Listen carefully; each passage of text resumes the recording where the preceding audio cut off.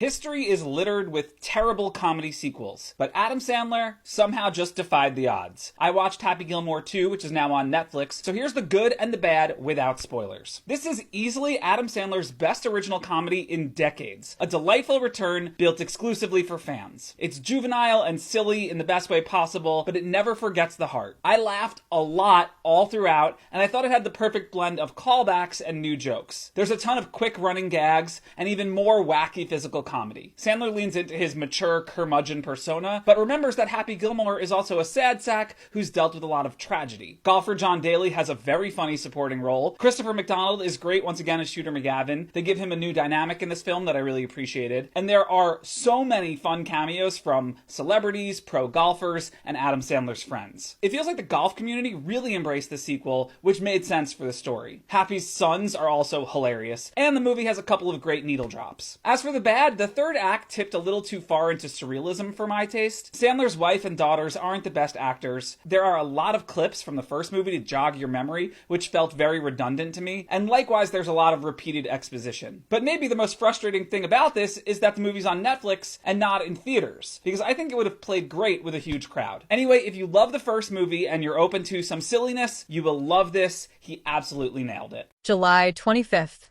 2025. Happy Gilmore 2 arrives on Netflix today, nearly 30 years after Adam Sandler first swung onto the silver screen. While its return is warm and familiar, the sequel doesn't quite recapture the original's irrepressible spirit. The film opens on a somber note. Happy sank into alcoholism after accidentally killing his wife Virginia, Julie Bowen, with a golf drive. His grief leads to financial ruin, 5 children to raise, and a job at a grocery store. It's a darker tone than 1990 SIX's comedy and quickly signals that this sequel blends heartbreak with slapstick.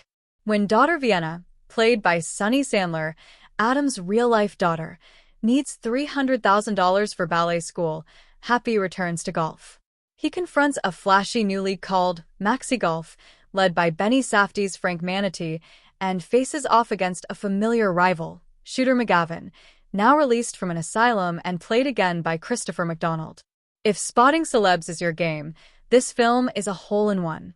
Pro golfers like Rory McIlroy, Scottie Scheffler, John Daly, and Jordan Spieth all make appearances. On top of that, there's Bad Bunny as Happy's caddy, football star Travis Kelce, Eminem, Ben Stiller, and many more, even multiple legacy characters like Chubb's son and new incarnations of support group regulars. While fans may love it, many critics found the flood of cameos distracting and superficial. Though Sandler delivers his signature charm, many reviewers feel that the jokes don't land with the same fury or freshness. Nostalgia is front and center, but the emotional stakes and dialogue often lack the zip of the original. Critics describe the film as lazy, uninspired, and heavily reliant on callbacks rather than new comedic energy. That said, some appreciations cut through the noise.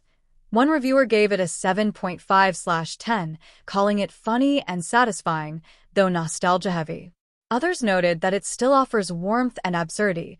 Bad Bunny feeding Travis Kelce to a CGI bear, for example, underscored by subtle emotional threads tied to fatherhood and grief. The sequel explores deeper emotional terrain, grief over Virginia's death, balancing humor with serious undertones, and confronting mortality in a sport known for its patience. Yet, the plot often feels overstuffed, filled with flashbacks to first movie characters and past moments, rather than unfolding organically.